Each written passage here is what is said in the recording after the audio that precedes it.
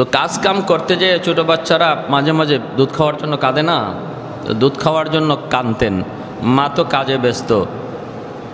তখন ওই বাচ্চার কান্না থামানোর জন্য নবীর পবিত্র বিবি হযরত উম্মে সালামা রাদিয়াল্লাহু তাআলা আনহা তিনি হাসান বসরিকে দুধ পান করাইতেন। সুবহানাল্লাহ। শুধু তাই নয়, আম্মাজান আয়েশা সিদ্দিকা রাদিয়াল্লাহু তাআলা আনহা ইনিও হাসান বসরিকে দুধ পান করাইছেন, অথচ তেনার সন্তান ছিল না। বলে এটা আল্লাহর সে কুদরত, আল্লাহ পাকের কুদরত। আল্লাহ চাইলে সন্তান ছাড়া কোনো মহিলার বুকের দুধ যদি আল্লাহ দিতেছেন, এটা আল্লাহ পারে কি পারে না? এটা আল্লাহ পারে। তাহলে হাসান বসরি রহমতুল্লাহি আলাইহি ইনি মুসলিম উম্মার দুইজন জননী উম্মাহাতুল মুমিনিন, এক উম্মে সালামা রাদিয়াল্লাহু তাআলা আনহা আর এক আম্মাজান আয়েশা সিদ্দিকা রাদিয়াল্লাহু তাআলা আনহা, দুজনের বুকের দুধ পান করেছেন। কেমন ভাগ্য! সুবহানাল্লাহ। এখানেই শেষ নয়, যখন ইনি একটু হাঁটা শিখছেন, রসুল করিম সাল্লাল্লাহু আলাইহি ওয়াসাল্লাম আম্মাজানের ঘরে আসছেন, রসুল গ্লাসে একটু পানি পান করছেন, আর কিছু পানি রয়ে গেছে গ্লাসে, আর হাসান বসরি রসুলের রেখে যাওয়া বাকি পানিটা তিনি নিজে খেয়ে ফেলছেন। আল্লাহ নবী এসে বলতেছেন, আয়েশা পানিটা কই? বলে হাসান খেয়ে ফেলছে। নবীজি মুচকি হেসে বলেন, আমার অবশিষ্ট পানি যে খেয়ে ফেললো, আল্লাহ তারে দ্বীনের অসীম জ্ঞান দান করবেন। সুবহানাল্লাহ। অসীম জ্ঞান দান করবেন। কি সুসংবাদ নবী তখন শোনাইয়া দিলেন। জন্মের পর হযরত ওমর ফারুক রাদিয়াল্লাহু তাআলা আনহুর কাছে নিয়ে যাওয়া হয়েছে। হযরত ওমর ফারুক হাসান বসরিকে তাহনিক করেছেন। জন্মের পরপরই তাহনিক করেছেন। তাহনিক মানে ওই যে মুখ থেকে একজন আল্লাহওয়ালা মানুষ তার মুখে কোনো একটা খেজুর বা কোনো খাদ্যদ্রব্য মিষ্টি জাতীয় কিছু মুখে নিয়ে চাপাইয়া ওই খানাটা বাচ্চার মুখে দিয়ে দিবে, বাচ্চা খাবে, এটাকে তাহনিক বলে। তাহনিকটা হলো নবীর বহুত বড় সুন্নত, আল্লাহ নবীর বহুত বড় সুন্নত, ছোটো বাচ্চাদের তাহনিক করানো। সেটা কার দ্বারা? খুব বহুত বড় কোনো বুজুর্গ আল্লাহওয়ালার দ্বারা। তাহলে ওই আল্লাহওয়ালার মুখের লালাটা বাচ্চার মুখের লালার সাথে মিলে এবং সেটা তার পেটে যায়, তখন থেকেই তার দেমাগে, তার রক্তে, তার শরীরে আল্লাহওয়ালার একটা আসর যায় পড়ে। শিশুকালে সর্বপ্রথম হযরত ওমর ফারুক রাদিয়াল্লাহু তাআলা তাহনিক করলেন আর বলতেছেন, বাচ্চাটা তো মাশাআল্লাহ বেশ সুন্দর। আরবিতে সুন্দর বলে হাসানকে, তো ইনি বেশ সুন্দর বলে হাসান বলছেন। আর ওই হযরত ওমর যে হাসান বলছেন যে বেশ সুন্দর, এতে নাম হয়ে গেছে হাসান। হাসান বসরি রহমতুল্লাহি আলাইহি। পরিবর্তনটা কেমনে আসলো? ব্যবসা করতেন, একটু বয়স হওয়ার পর তিনি ব্যবসা করতেন, স্বর্ণের ব্যবসা। রোম যাইতেন, বিভিন্ন দেশেও যাইতেন। রোমের এক মন্ত্রীর সাথে ইনার ঘনিষ্ঠ বন্ধুত্ব সম্পর্ক ছিল। ইনি একদা গেলেন রোমে, যায়া দেখা করলেন। তখন বন্ধু বলতেছে, দোস্ত তুমি আসছো, আমি এক জায়গায় বের হব, ঘোড়া তৈরির, ঘোড়া রেডি, তুমিও আমার সাথে একটু চলো। হাসান বসরি তিনিও চললেন। কিছু দূর যাবার পরে দেখলেন বেশ সুন্দর করে একটা মহল, স্বর্ণ রূপা দিয়ে বাঁধানো একটা মহল। এখানে মন্ত্রী ওনাকে নিয়ে দাঁড়িয়ে থাকলো। তারপরে ইনি দেখতেছেন অনেকগুলি স্বর্ণ সুসজ্জিত হইয়া, মাথার মধ্যে এরকমভাবে বিভিন্ন ফুলের তোড়া লইয়া সৈন্যরা সাজে গুজে এই মহলটার কাছে আইসা তারা ফুলের তোড়া রাখলো। আর কি যেন বলল, তারপরে তারা বিদায় নিল। এরপরে তিনি দেখেন ওই রুমের যত ডাক্তার, কবিরাজ, হেকিম এরাও এরকমভাবে আসলো, আয়েশা তুরা দিল, তারপরে কি যেন বলল, বলে চলে গেল, পাশে দাঁড়িয়ে থাকলো। এরপরে দেখে রোমের বড় সুন্দরীরা, রোমের সুন্দরী নারীরা তারাও দলবদ্ধ হয়ে ওই মহলের পাশে আসলো। আয়েশা এরাও কে যেন পড়ল, পরে তারা পাশে দাঁড়িয়ে থাকলো। তারপরে দেখে রোমের সম্রাট তার স্ত্রীকে নিয়ে এই জায়গায় আসলো। আয়েশা ওই মহলের সামনে দাঁড়ায় কি যেন বলল। এবার তিনি বলতেছেন মন্ত্রীকে, দোস্ত কি দেখতেছি এগুলা, ঘটনা কি একটু খুলে বলো। মন্ত্রী বলতেছে, দোস্ত এই যে সুন্দর মহলটা দেখতেছো স্বর্ণ রূপা দ্বারা বাঁধানো, এই মহলটা মূলত মহল নয়, এটা একটা কবর। আর এখানে শুয়ে আছে আমাদের সম্রাটের একমাত্র ছেলে, একমাত্র সন্তান এখানে শুয়ে আছে। তার মৃত্যুর পর সম্রাট সহ রাজ্যের মানুষ এতটাই তারা অনুতপ্ত হয়েছিল, এতটা ভেঙে পড়েছিল। অনেক দিন পর্যন্ত রোমে শোক চলছে, মানুষের কান্না চলছে। আজকে এমনই তার ওই মৃত্যুর দিন, মৃত্যুর তারিখটা হলো আজকে। বৎসরের এই দিনে বাদশার নির্দেশে সৈন্যরা আসে, আয়েশা এরকমভাবে ফুলের তোড়া দিয়ে যায়। কেউ বুঝলাম তো তো কি বলল, কই কি বলছে? ওই সৈন্যরা আয়েশা বলছে জাহাপনা কয়ে সম্বোধন করে, শাহজাদা, বাদশার সম্রাটের ছেলে শাহজাদা, আমরা হলাম রোমের শক্তিশালী সৈন্য সামন্ত।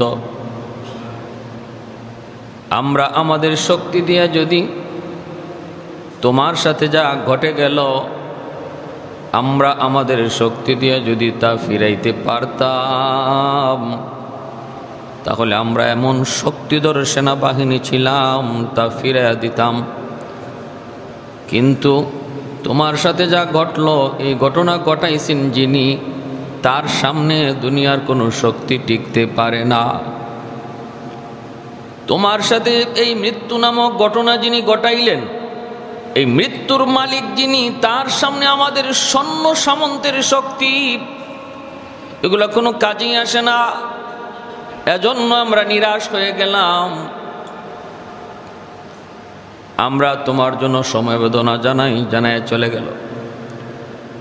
ওই রোমের যত কবিরাজ, এরকমভাবে রোমের যত ডাক্তার ছিল, তারাও এই কথাই বলল, আমাদের ডাক্তারি বিদ্যার দ্বারা যদি তোমার কোনো উপকার করা যায় তো শাহজাদা, আমরা কিন্তু আপ্রাণ চেষ্টা করতাম, করেছিও। কিন্তু মূলত এই ঘটনার মালিক যিনি, ঘটনা ঘটাইছেন যিনি, তার সামনে কোনো ডাক্তারের ডাক্তারি চলে না, কোনো কবিরাজের কবিরাজি চলে না, কোনো সন্ন্যাসীর কোনো তন্ত্রমন্ত্র তার সামনে চলে না। তার সিদ্ধান্ত যখন এসে যায়, তার সিদ্ধান্তটাই তখন ফাইনাল হয়ে যায়। সুন্দরীরা এসব বলতেছে, আমার রূপ লাবণ্য দিয়া যদি তোমার ওই বিপদ থেকে তোমারে ফিরানো যাইতো,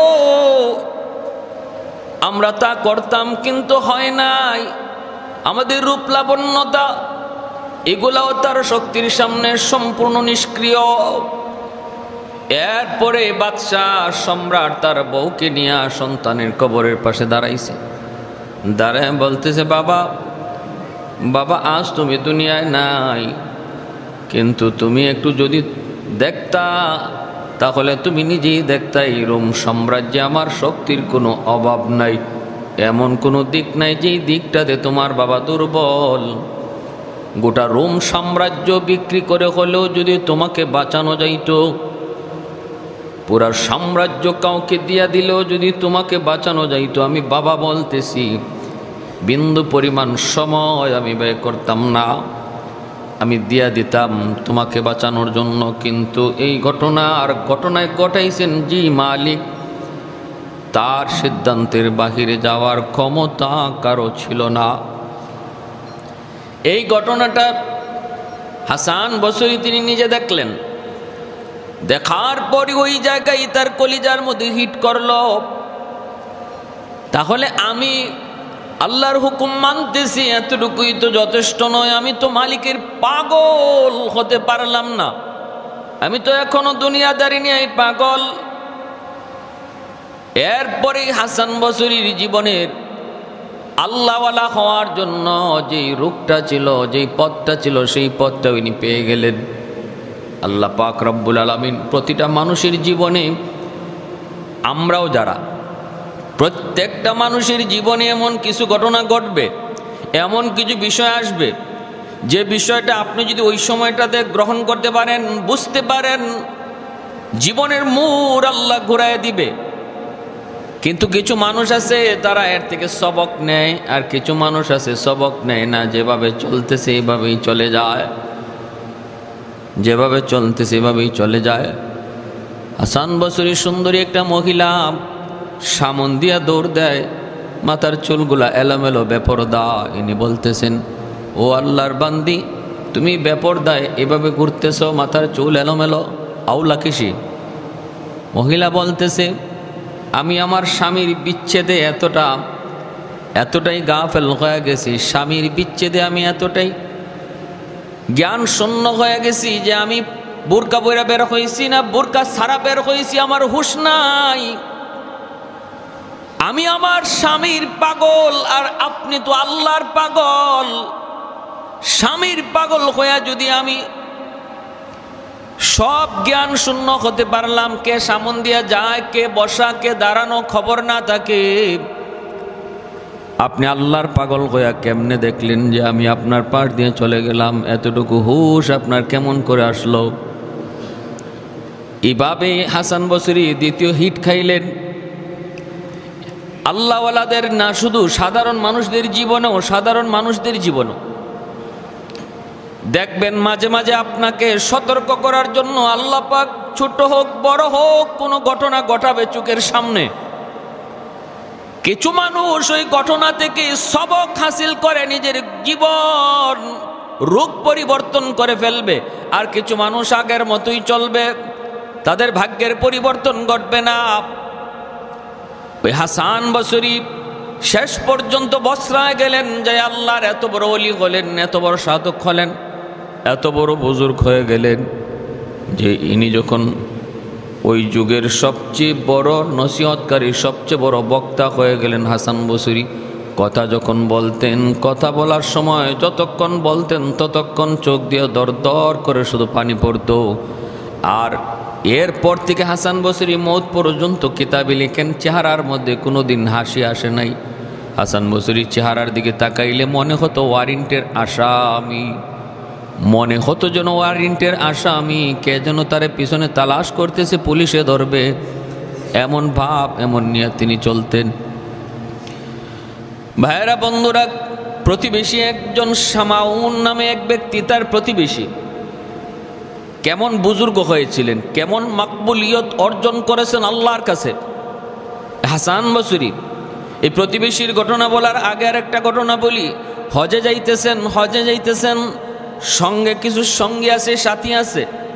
রাস্তার মধ্যেই তাদের পানি, কুয়ার কাছে গেলেন, যায় দেখেন কুয়ার একদম নিচে পানি। এই পানি পান করার মতো তাদের কিছুই নাই, বালতিও নাই, পানি পান করার মতো ব্যবস্থা তাদের নাই। লোকজন বলতেছে, হুজুর পানি তো আছে কুয়ার নিচে, কিন্তু পানি তোলার কোনো অবস্থা আমাদের কাছে নাই। হাসান বসরি বলে, আমি পাশেই নামাজে দাঁড়ায় গেলে তোমরা কুয়ার পাশে যাইও। এই বইলা হাসান বসরি কুয়ার পাশে যখন নামাজের দাঁড়ায় গেছেন, সঙ্গী সাথীরা কুয়ার পাশে যায় দেখে নিচে তাকা পানি উপরে উইটা গেছে, কিনারার মধ্যে টুই টুম্বুর করতেছে। তারা পানি পান করলেন, উটগুলারে পানি পান করাইলেন। একজনে করছে কি, এখনও কিছু উট পানি পান করা বাকি রয়ে গেছে, আবার এখনও তৃপ্তি মিটায় পানি পান করা বাকি আছে। একজনে একটু চালাকি কইরা আগামীকাল আবার পানি পাইমু কই, এই মনে করে কিছু পানি জমায় ফেলছে, সাথে সাথে পানি আবার নিচে চলে গেছে। মানুষজন আইসা, হুজুর পানি তো উপরে আসছে, কিন্তু আবার হঠাৎ করে নিচে নেমে গেছে। কয়, কি করছো, ভালো করে কও। একজনে কয়, হুজুর আমি একটু পানি জমায় রাখছিলাম আগামীকালের জন্য। কয়, আল্লাহ নারাজ হয়ে গেছে। আল্লাহ পাক রব্বুল আলামিন মুহূর্তের ভিতরে যদি তোমার হাজত পুরা করতে পারলো, যে আল্লাহ ওই সময়ে নিচের পানি উপরে উঠায়া তোমার হাজত পুরা করলো, এই আল্লাহর উপরে একই নারাইকা আগামীকালকের পানি যে জমা করছো, এজন্য আল্লাহর নিয়ামত ছিনায় নিছে। হাসান বসরির প্রতিবেশীর নাম শামাউন। সারাটা বৎসর মূর্তির পূজা নয়, শুধু আগুনের পূজা করছে, আগুনের পূজা করছে শামাউন।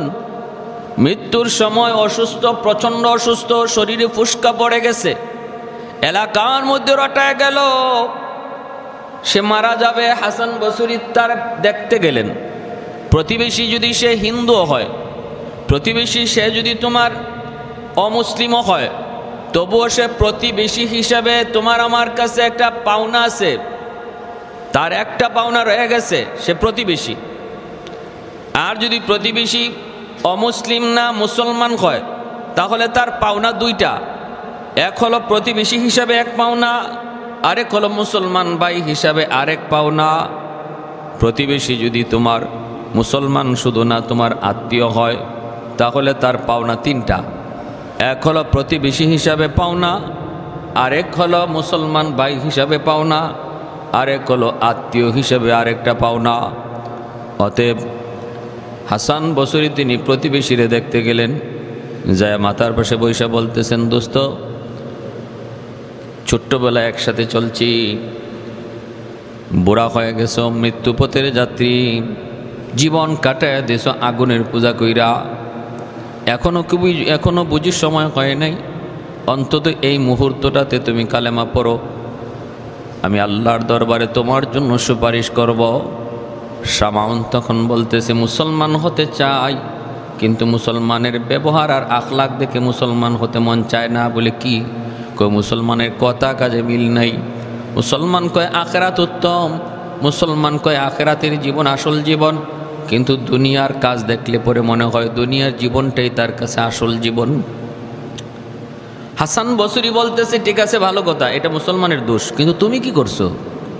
তুমি তো সারা জীবন আগুনের পূজা করছো,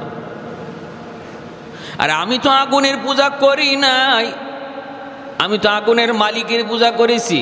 এজন্য আগুন আমার কথা শুনে, তুমি যে সারা জীবন আগুনের পূজা করছো, তোমার কথা কি আগুন শুনবে? হ্যাঁ কয়, হ আগুন আমার কথা শুনবে, আমাকে রক্ষা করবে। কয় তাহলে একটু পরীক্ষা করে নাও মরণের আগে। হাসান বসরি আগুন সামনে আইনা বলতেছে, একটু হাত দেও তো দেখি, জীবন ভর তো আগুনের পূজা করছো, দাও হাত দাও। শামাউন সাহস করে না, কয় না, ভয় হয়। এবার হাসান বসরি কয়, আমি তো আগুনের পূজা করি নাই, আগুনের মালিকের পূজা করছি, দেখো আগুন আমার কথা শুনে কিনা। এই বইলা হাসান বসরি তার হাতটা আগুনের ভিতরে দিয়ে দিছেন, একটা পশম পর্যন্ত আগুনে জ্বালায় না। এইবার হাতটা আনার পরই লোকটা বলতেছে, দোস্ত আমি মুসলমান হওয়ার জন্য পাগল হয়ে গেলাম, আমি মুসলমান হয়ে যাব, কিন্তু আমার মুসলমান হওয়ার পরে আমার জন্য কি কোনো সুসংবাদ আছে? হাসান বসরি বলেন, তুমি মুসলমান হয়ে যাও, আল্লাহ তোমাকে রক্ষা করবে। এমনি শামাউন কয়, দোস্ত আল্লাহ যে আমাকে রক্ষা করবে মৌতের পর, মুসলমান হওয়ার পর আল্লাহ যে আমারে বাঁচাবে, এই কথাটা তুমি কাগজে লিখে আমারে স্বাক্ষর করে দাও। কেমন চালাক! হাসান বসরি বলে, ঠিক আছে আমি দিলাম। কাগজের মধ্যে আইনা তিনি স্বাক্ষর করে দিয়েছেন। স্বাক্ষর করে দেওয়ার পরে শামাউন কয়, দোস্ত কাগজটা এখন তোমার কাছেই রেখে দাও, আমার মৃত্যুর পর কাফনের ভিতরে কাগজটা ঢুকায় দিও। মুসলমান হয়ে গেল, আর বলছে তুমি আমারে গোসল করায়, তুমি আমারে কাফন পরায়, তুমি আমার জানাজার নামাজ দিও। হাসান বসরি তিনি তাই করলেন, নিজে গোসল দেওয়াইলেন, নিজে গোসল দিলেন, তারপরে নিজেই কাফন পরাইলেন, জানাজা দিলেন। ওই কাগজের টুকরাটা কাফনের ভিতরে দিয়া তিনি তারে কবরস্থ করলেন। রাতের বেলা হাসান বসরি ঘুমাইবেন, ঘুমানোর আগে কান্না শুরু করছেন। কি মনে করিয়া কাঁদতেছেন দেখেন, কেমন ভয় ঢুকছে, কাপ উঠে গেছে হাসান বসরির। হায় আমি এটা কি করলাম, আমি আরেকজনের জান্নাতের সার্টিফিকেট দিলাম, কিন্তু আমি হাসান বসরির জান্নাতের সার্টিফিকেট দিবে কে? আমার জান্নাতের সার্টিফিকেটই তো আমি পাই নাই, আর একজনকে কেমন করে দিলাম? আমার আল্লাহ জানে আমার উপর কত নারাজ হয়ে গেছে, কত গুসা হয়ে গেছে। এই মনে করে হাসান বসরি কান্না শুরু করছেন। কানতে কানতে তিনি ঘুমায় গেছেন। ঘুমের করে স্বপ্ন যুগে তিনি দেখেন ওই লোকটা জান্নাতের ভিতরে হাঁটতেছে। প্রতিবেশী শামাউন বন্ধু জান্নাতের ভিতরে হাঁটতেছে, জান্নাতি পোশাক পরা, জান্নাতি মহলের ভিতর। হাসান বসরি তখন বলতেছেন, দোস্ত তুমি কেমন আছো? কয় দোস্ত তুমি যা কইছিলা তা পাইছি, আল্লাহ আমাকে রক্ষা করছে, জান্নাত দিয়ে দিছে, এবার নেও কাগজটা লয়ে যাও। ওই কাগজটা হাসান বসরির হাতে দিয়ে দিছে। আল্লাহর ওলি ওই মুহূর্তে বলেন, আমার যখনই ঘুম ভাঙলো, ঘুম ভাঙার পর তাকায় দেখি ওই কাগজ আমার হাতে, মাত্র মনে হয় সে দিয়া গেল। যেই কাগজ আমি নিজে কবরে রাখছি, এই কাগজ আমার হাতে, আমার হাতের সার্টিফিকেট।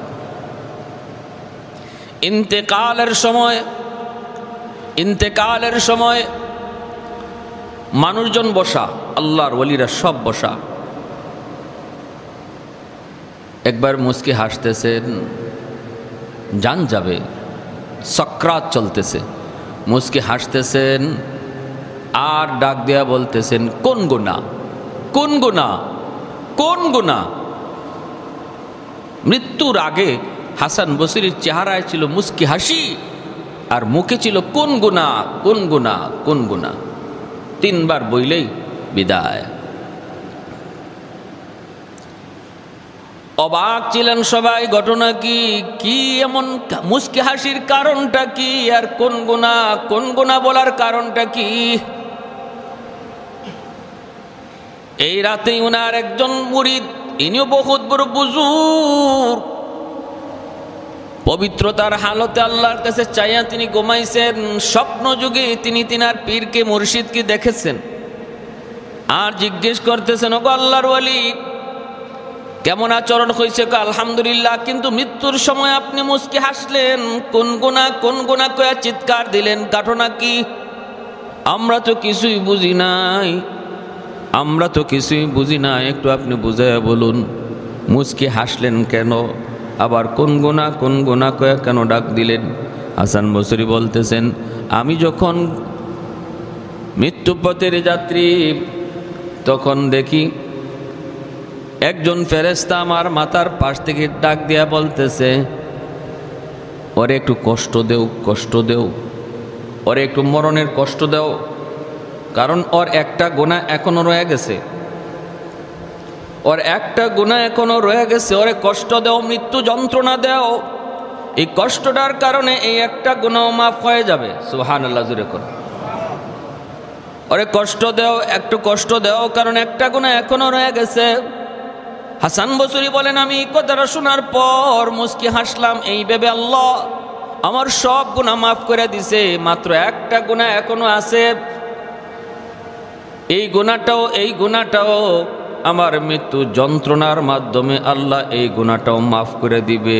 এই কথা ভেবে আমি মুস্কি হাসলাম। আর ওই যে একটা গুনাহ এখনো বাকি আছে, উনি বলছে ওই গুনাহটার কথা জানার জন্য আমি বলছিলাম, কোন গুনাহ, সে একটা গুনাহ কোন গুনাহ? এই জন্য আমি বলেছিলাম হাসান বসরি তিনি ভাইরা ইন্তেকাল করলেন, দুনিয়া থেকে বিদায় নিলেন। বসরার মানুষ, আল্লাহ পাক রব্বুল আলামিন বলতেছে, ওমান আরাদা আন যিকরি ফাইন্না লাহু মাঈশাতান দানকা। দুনিয়ার আরামায়েশের জন্য তোমার টাকা পয়সা এটা মাপকাঠি নয়, ক্ষমতা মাপকাঠি নয়। দুনিয়ার সুখ শান্তির জন্য আমি আল্লাহ দেওয়ার শান্তিটা হলো তোমার মূল চাবিকাঠি। আর এটা পাবে তারাই যাদের জিন্দিগিতে বন্দেগী আছে, যাদের জিন্দিগিতে বন্দেগী আছে। বন্দেগী শুধু বন্দেগীর নাম নয়, বন্দেগী হলো মহব্বতের সাথে বন্দেগীর নাম। বন্দেগী হলো আল্লাহর ভালোবাসার সাথে গোলামির নাম। এজন্য নগদ শান্তি আমরা যারা চাই, নগদ শান্তি, কারণ মানুষ হিসেবে আমরা নগদের পাগল। নগদ শান্তিটা পেতে হলো আল্লাহর কথা সবার ইয়াকিন আসেনি না নাই, বিন্দু পরিমাণ সন্দেহ নাই। আল্লাহ বলেন, বান্দা আমার বিধান মানো, তাও প্রতিটা বিধানের সাথে তোমার যেন মহব্বত থাকে, মহব্বতের সম্পর্ক থাকে। পর্দা করতেছ, এটাও যেন মহব্বতের সাথে। পর্দা না করলে সমাজের মানুষ খারাপ কইব, এটা ভেবে নয়, আমার আল্লাহর বিধান এটা মনে করে, এবং এর সাথে তোমার দিলের সম্পর্ক তৈরি হবে, দিলের সম্পর্ক তৈরি হবে। ঘুষ খাও না তুমি, মানুষ মন্দ বলবে এজন্য নয়। আরে কত মানুষ ঘুষ খাইতেছে মানুষ তো দেখেই না, কত মানুষ সুদ খাইতেছে মানুষ জানেই না। কিন্তু না, তুমি এজন্য সুদ খাও না, ঘুষ খাও না এজন্য নয় যে মানুষ তোমারে মন্দ বলে, তুমি এজন্য খাও না যে আমার আল্লাহ নারাজ, আমার আল্লাহর বিধান, ঘুষ খাওয়া যাবে না, সুদ খাওয়া যাবে না। এই মনে করে যখন প্রতিটা বিধানের সাথে তোমার একটা মহব্বতের সম্পর্ক তৈরি হবে, তখন আল্লাহ পাক রব্বুল আলামিন বলে দুনিয়ার শান্তির নিয়ামত দিব। আল্লাহর ওলিরা হাসান বসরির মতো, রাবেয়া বসরির মতো, মালিক ইবনে দিনারের মতো বুজুর্গরা দুনিয়ার যে খুব 5 তলা 10 তলা বিল্ডিংয়ের মালিক ছিলেন, তাদের দুনিয়াতে অনেক কিছু ছিল, বিষয়টা এমন নয়, কিন্তু শান্তির রাজ্যের রাজা ছিলেন তারা, শান্তির রাজ্যের রাজা ছিলেন, প্রশান্ত দিলের রাজা ছিলেন তারা, প্রশান্ত দিলের রাজা। তাদের কথা সবাই শুনছে, মানুষ না শুধু হাইওয়ানাত শুনছে। প্যারে হাজরিন, এজন্য দুনিয়ার এই বাস্তব জীবনের, পারিবারিক জীবনের, বউ বাচ্চা নিয়ে, ভাই বোন নিয়েও যদি শান্তিতে থাকতে হয়, ভাইগুলা যদি আমাকে মানক, এটা আমি চাই। সন্তান যদি আমার আদর্শ সন্তান হোক, সন্তানের দ্বারা আমার মুখ উজালা হোক, এটাও যদি আমি চাই, পথ একটাই, ভিন্ন পথে হাঁটবা কোনো লাভ নাই। মানুষের দেখায়া কিছু করবা, মানুষকে বুঝ দিতে পারবা, আল্লাহকে বুঝ দেওয়া যাবে না। মসজিদে আইসা মানুষকে বুঝ দেওয়া যাবে যে আমি একজন নামাজি, যদি আমার উদ্দেশ্য থাকে মানুষ কি বলবে মসজিদে না গেলে? হ্যাঁ, মানুষ তোমারে ভালোই জানবে, বিয়া শাদীর প্রস্তাব আসলেও বলবে না ছেলেটা নামাজি, কিন্তু তুমি যে কেমন নামাজি এটা আল্লাহ ভালো জানেন, আল্লাহ ভালো জানেন। কোনো দিন মনের আশা পূরণ হবে না। মহব্বতের সাথে নামাজ পড়ার আলামত কি? ফজরে পাওয়া যাবে, মাগরিবে তো সবাই ঘরের বাহিরে থাকে, এই টাইমে আজান হলে পরে মসজিদের বাইরে থাকলে মানুষ কী করব, কিরে মসজিদের বাইরে স্বাভাবিকভাবে মাগরিবের টাইমে মানুষ থাকে না। মান তারাকা সলাতান মুতাআম্মিদান ফাকাদ কাফার। আল্লাহ নবী বলে, ইচ্ছাকৃত কোনো মুসলমান যদি নামাজ তরক করে সে আর মুসলমান থাকে না, খারিজ হয়ে যায়, মুসলমান থেকে খারিজ হয়ে কাফির হয়ে যায় ইচ্ছাকৃত নামাজ তরক করলে। তো এই অবস্থায় আপনি এই মানুষের মন্দ নেবেন নাকি? এজন্য আসছেন মাগরিবের সময়। কিন্তু মনে প্রাণে মহব্বত কইরা কারা মসজিদে নামাজ পড়ে আল্লাহকে ভালোবাসে, এটা প্রমাণ হয় ফজরের সময়, ঠিক না? এই সময়টাতে নিজের আরামের ঘুমটা ভাঙ্গিয়া, এই শীতের রাত, এখন শীতের রাত আসছে, শীতে ঘুম থেকে উঠা, ঠান্ডা পানিতে ওযু করা, এটা মহব্বত ছাড়া হয় না। এটা শুধু খালি মানুষ দেখানির নামাজ যারা পড়ে এরা এটা করবে না, যেটা মুনাফিকরা করত। আল্লাহ রসুল বলেন, মুনাফিকদের জন্য আসরের নামাজ আর ফজরের নামাজ পড়া কঠিন, কারণ ওরা অন্য ওক্তে নামাজ পড়ে দেখানোর জন্য, মানুষকে দেখানোর জন্য, আর ফজরের নামাজ আর আসরের নামাজ বলে এটা মানুষকে দেখানোর জন্য এটা পড়া সম্ভব না, এটা আল্লাহকে ভালোবেসেই পড়তে হয়। আল্লাহর ভালোবাসা যার অন্তরে আছে সেই ফজরের সময় আসে।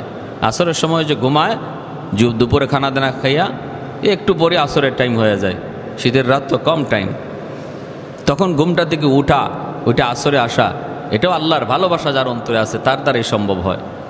লোক দেখানো আমল যারা করে তাদের পক্ষে সম্ভব হয় না। এজন্য আল্লাহ রসুল বলছে, আসরে আর এরকমভাবে ফজরে যারা আসে তাদেরকে তোমরা সার্টিফিকেট দিতে পারো যারা মুনাফিক নয়, এরা খাঁটি পাক্কা নামাজি মুমিন। পারবো না ইনশাল্লাহ আমরা শীতের রাত্রে ফজরের নামাজে আসতে? কারা কারা নিয়ত আছে হাত ওটা একটু আল্লাহরে দেখান। আল্লাহ তুমি প্রতিটা হাতকে কবুল করো, সবাই বলে আমিন। যারা সুন্নত পড়ি নেই 4 রাকাত কাবলাল জুমা পড়ে।